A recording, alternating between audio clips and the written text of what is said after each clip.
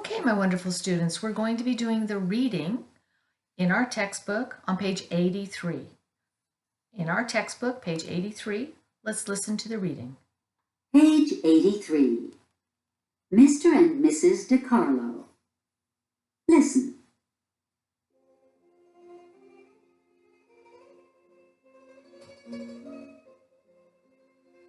Mr. and Mrs. DiCarlo live in an old Italian neighborhood in New York City.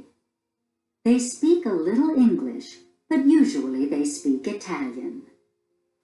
They read the Italian newspaper. They listen to Italian radio programs. They shop at the Italian grocery store around the corner from their apartment building. And every day they visit their friends and neighbors and talk about life back in the old country. That's my second paragraph. Mr. and Mrs. DiCarlo are upset about their son, Joe. He lives in a small suburb outside the city. He speaks a little Italian, but usually he speaks English.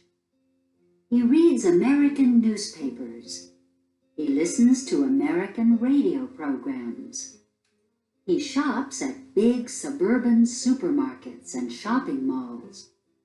And when he visits his friends and neighbors, he always speaks English.